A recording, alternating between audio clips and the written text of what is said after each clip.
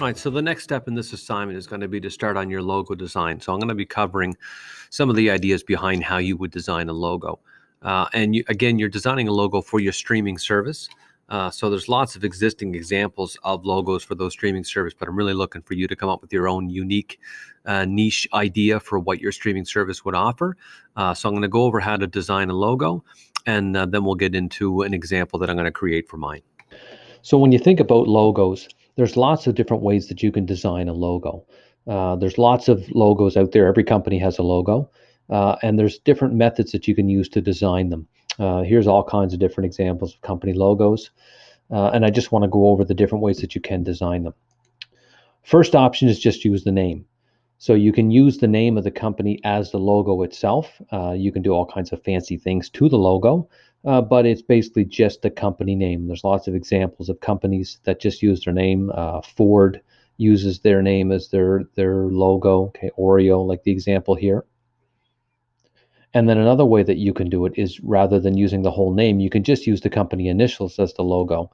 Lots of examples in the car industry. Volkswagen uses their initials, GM, GMC, and IBM is the example here, where they use their initials, which is, I think, International Business Machines for IBM, but they use their initials for their logo.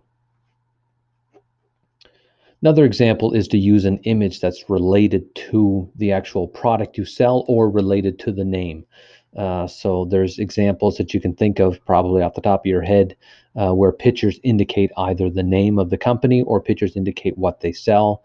So if you're a CD company, record company, you might have pictures of records. And then in this example, you have John Deere, which is they of course have the deer on their logo itself, related to the name of the company, if not directly related to what they sell. And then the last, but one of the more original ones, is to use an abstract image, an image that may not be actually related to the company or the name or what they sell, but it's just an abstract image, something that's simple and concrete, something like the Nike logo. And this here, although it could be considered a check mark, I guess, for making the right choice, but for the most part, this is more of an abstract image, which kind of allows the customer to create this image whenever they see the product. This image instills some type of confidence or something in their head when they see it, but it basically is just an image that is drawn, which may be abstractly related to what the company sells or is just completely original and unique all by itself. But the most common way to do this is actually to combine different types together. So using the company name with an abstract image or an image related to what they sell, or using some type of shape along with their initials, like the A&W one. But it's really up to you to come up with a unique way to show your brand. And things about a logo is they should be fairly simple to draw. Some of them can be quite complicated, but the more simple they are, the easier they are to shrink them down and put them on products. And they should be together. There shouldn't be any parts that float off that you're not sure if they're part of the logo or not. So it should be concrete and together. And then the last is that they should be fairly attractive. They should be a nice looking logo. They should instill confidence in the brand. They shouldn't be anything offensive or off-putting about them. So I'm going to go into the example, and I'm going to do some examples up of some logos, just so you can see what they might look like. So here's the blank template that you're going to be starting with. And what you're going to be doing is using the drawing tools in Google Draw, as well as Google Images if need be, to come up with your ideas for your logos. Now the logo should be all your design. You can't use an image that's already done, but you can go find images of stuff so that you don't have to draw them if you want to, and use them in your design, but that can't be your entire design. So I'm going to go through, show you some examples.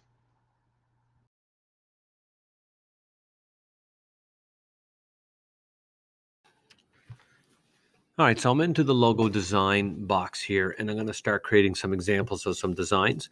So the name of my streaming service that I came up with was Bleed. And so my company is going to be a streaming service that offers access to, as you may have guessed it, horror movies and horror TV shows and horror content. So I came up with the idea for the name for Bleed. And then my slogan would be "There will be blood," which is stealing from a movie title as well, which was not a horror movie.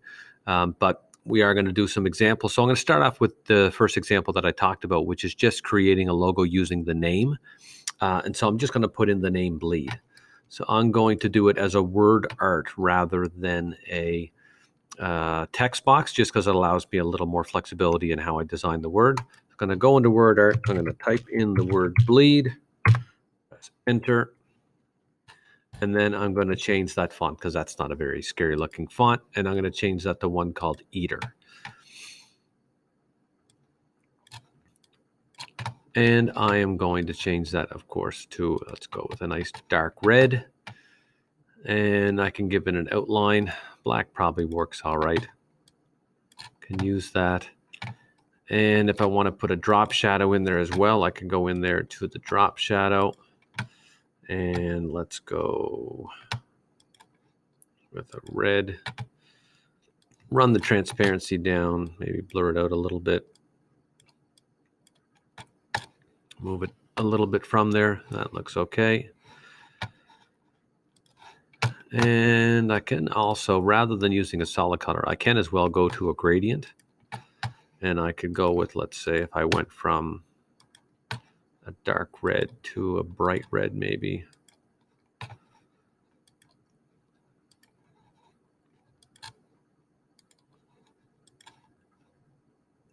Might need a little more contrast there to see that. Let's try that and see. Okay, so that gives it a little different look, and you can play around with that to get the colors you want. But that's going to be it for mine. And then I'm also going to add in just a little bit of an image here. So, of course, I'm going to go look for a PNG image. And I'm looking for a blood drop. And again, when you're looking for a transparent image, you want to find one that has white in the preview, but the checkerboard in the background. This one doesn't. This one does. So I'm going to copy that one over. Hopefully it'll let me drop that in here. Okay, and then I'm going to shrink that down.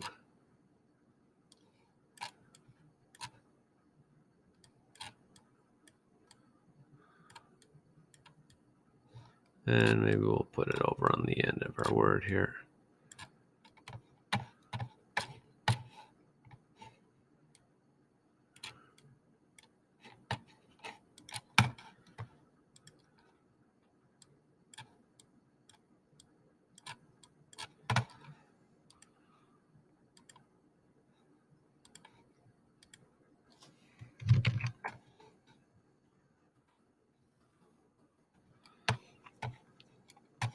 And maybe we'll add, no, I'm not going to add a drop shadow to that. Okay, so the color doesn't match perfect. I might want to play around with the color a little bit just to get it closer to that color. Maybe if I go back to a solid color, see how that looks. That might look a little better.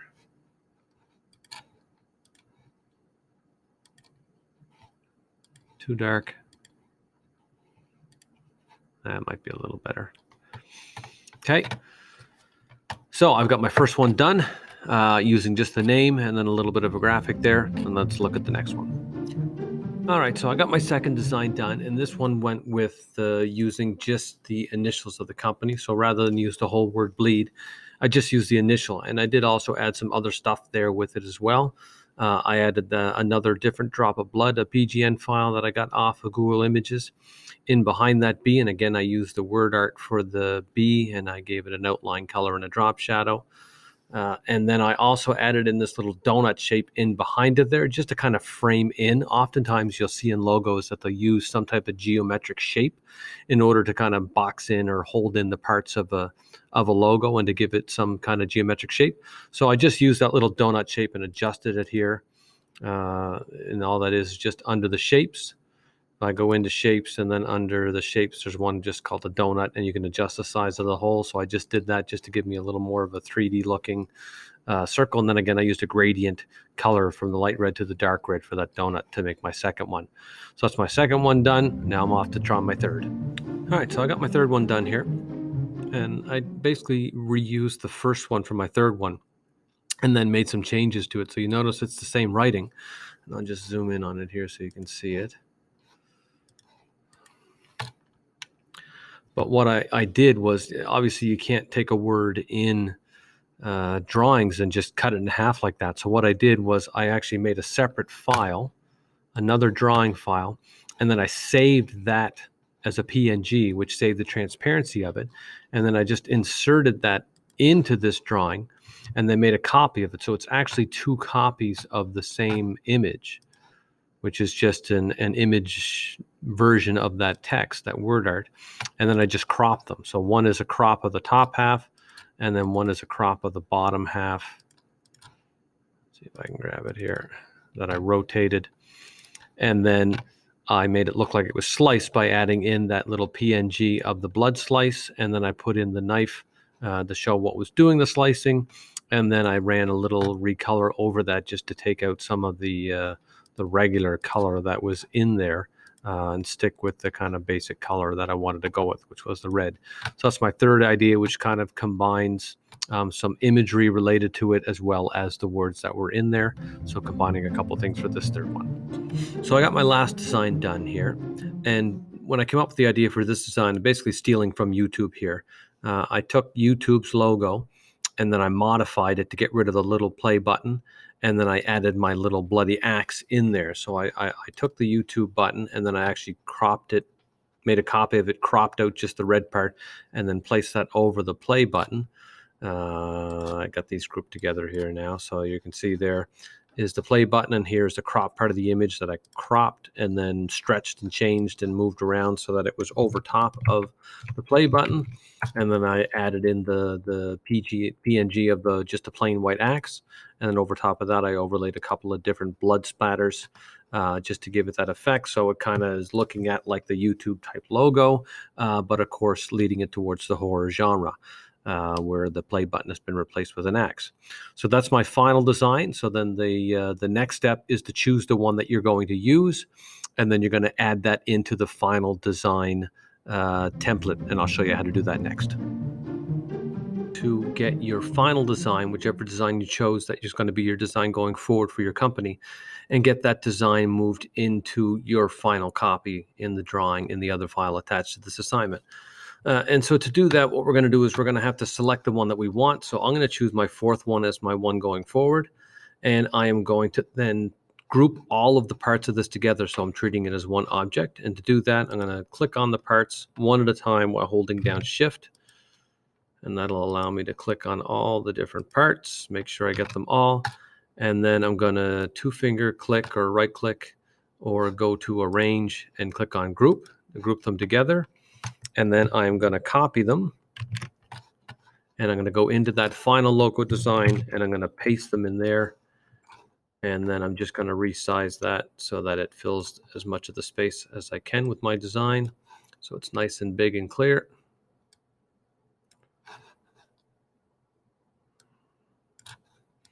Okay, and then we're done. So then that can be turned in once you have your final logo design done and all your other initial ideas done. And again, try and be creative with these designs. And then when you need to use this image later on for some of your assignments, in order to get this into a workable image that you can use in other programs like Docs or Slides, or when we get into the website design, you have to go to File and download that as a PNG, and that will preserve all the transparency that you built into this and allow you to overlay that as a nice clear looking image on any of those other designs that you're doing in any of those other programs. All right, good luck. I look forward to seeing your designs.